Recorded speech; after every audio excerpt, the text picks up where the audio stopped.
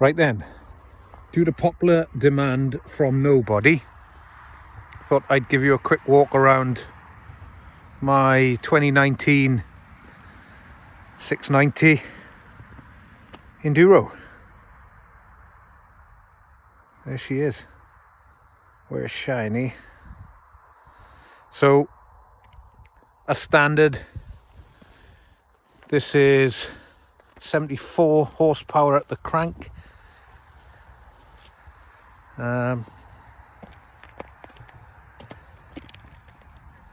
Comes with front and rear ABS, cornering ABS, traction control.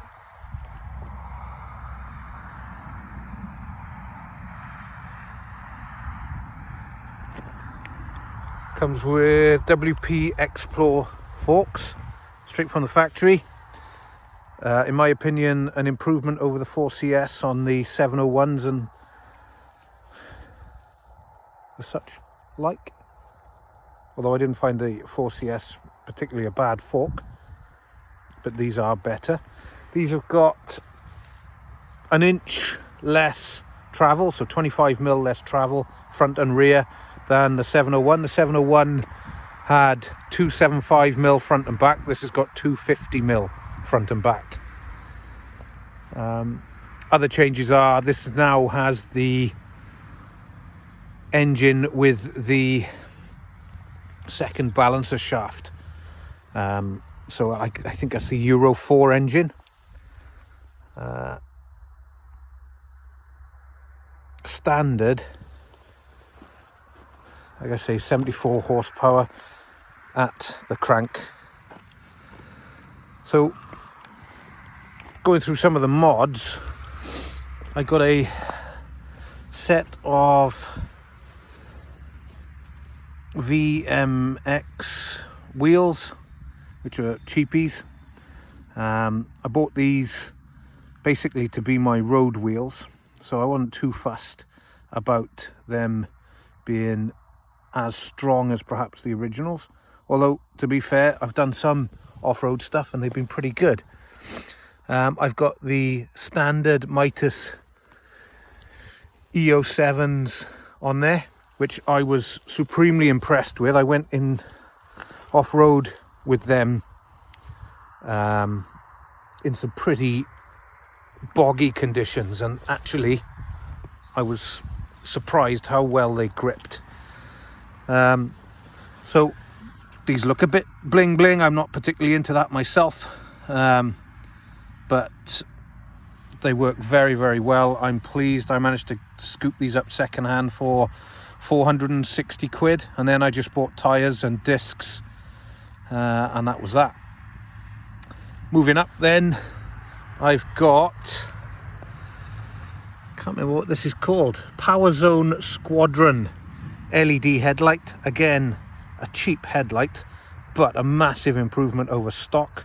So this is meant to be, if I remember rightly, 1800 lumens on low beam and 4800 on high beam. So it's not a proper high beam and low beam, but on low beam the bottom 3 illuminate, and on high beam it's all 6. But I've got to say it's a massive improvement on the stock, and I think I paid £50 for the unit. It comes with a mask, but the mask that it comes with is designed for the EXC range, so I had to basically take this whole mask off, slot that in place of where the original headlight unit went, but it was a pretty easy job, to be fair. Moving up here, I've got Barkbuster Ego wraparound handguards. Again, essential, I think, for proper off-road use. I've also got a shorter clutch lever here so that I can just use one finger for off-road. I've got a cheapy eBay fold-away mirror, and I've put a knurled nut on there so that I can undo it and fold it away if needs be. Quite handy, to be fair. Not so easy with one hand. Quite too handy. Coming along here then, I've got a Otter, I think it's an Otter phone case. This has been with me over 3 bikes and has really stood up to some proper abuse. It's been jet washed and it never lets any water in. For the sake of about, what was it, 40 quid? It's a cracking bit of kit. Just in there, you can see the map switch and the traction control switch. Now, I have an ABS dongle,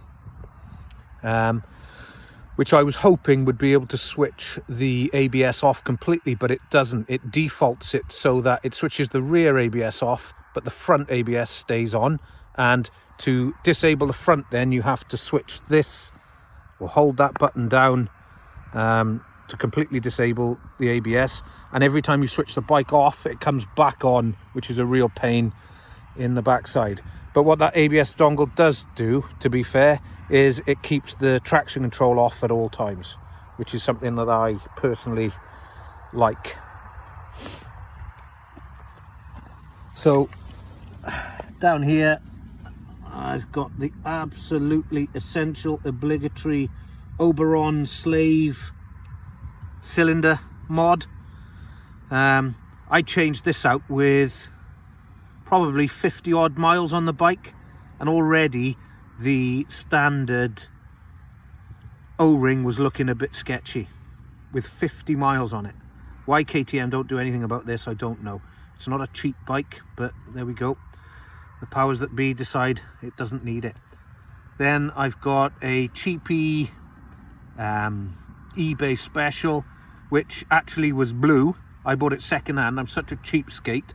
I saved £10, but what I had to do was rub it back and paint it black so it didn't look silly.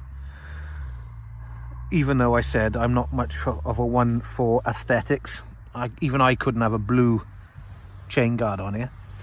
I've also got the AXP plastic bash guard, properly solid. I was really impressed. I was worried about going from an alloy to a plastic bash guard, but I tell you what, I've hung up on this on rocks and all sorts and no problems at all. It's proper solid. Moving back here now, I've got the Raid Garage end can. It did have a sticker on here, but that bubbled up and burnt off, and now that that's gone, it looks suspiciously like a Chinese eBay special. Not that I'm that bothered, but I did pay a bit more than a standard Chinese special. I think this was 300 quid, something like that. And then Raid Garage also, I've got the little luggage rack, the luggage latch. There's an extension plate that goes on here, which brings it quite a lot out and turns it into quite a useful bit of kit. You can get quite a big bag on there. So that's the rear of those VMX wheels, and like I say, I put the Mitas EO7s back on because they were a cracking bit of kit. I do have a second set of wheels which I use for off-road, which are the OEM wheels, and they have the tubeless system in them, which, to be fair, I found absolutely brilliant. Really good. Never had any problems. It's a bit more fiddly to fit, but actually once it's on, it's absolutely fantastic, and you can run from 0 to 15 psi or whatever you want, really. Really definitely worth the money, and you don't have to carry tire irons or tire levers around with you when you're out and about. Trying to think if that's pretty much everything. I plan to do the SAS delete at some point, but probably not for a little while. Now, I had the fuel dongle on here, so I've disabled the, get a better picture of it. What's that going past? Well, you won't be able to see that. Looks like a ZX6. So I disabled the oxygen sensor in the exhaust with a dongle, which was supposed to richen up the fuel. So when I was riding off-road, I tend to ride with very little revs. Really, everything is in the bottom sort of 20% of the throttle, available throttle, and it was quite jerky. So I put the fueling dongle on, and to be honest, it didn't seem to make an awful lot of difference. So what I ended up doing was taking the bike up to Dave Wood's Racing in Aylesbury, and I had it remapped. Now, this is one of the first bikes of the new 2019 and upwards KTM 690s that Dave Woods has been able to do, because he's only just cracked into the standard ECU. So rather than having a PC5 or a Power Commander 5, he's remapped the standard ECU. And I wasn't looking for out and out power, but I think these bikes normally are around the low 60s in terms of horsepower, and I've got 68 horsepower now. But the real win for me is the strong, smooth bottom end, which makes it infinitely easier to ride off-road. I'm really happy with that. Dave always does a good job. A good friend of mine has got a Husqvarna 701 Supermoto with the Akrapovic open air box and Akrapovic exhaust with no baffles in, and he had his dynoed at 75.4 horsepower at the rear wheel, and that really is a beast of a thing to ride. But for me, it'd probably be a little bit too much of a handful off-road, so I'm more than happy with just the 68 horsepower. And what that also means is that, give me 2 seconds,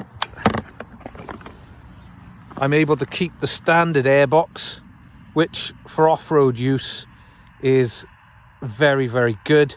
It's very difficult for water to get in there and go all the way up, because the actual filter is, so that's the snorkel, the air intake, and the filter is about there.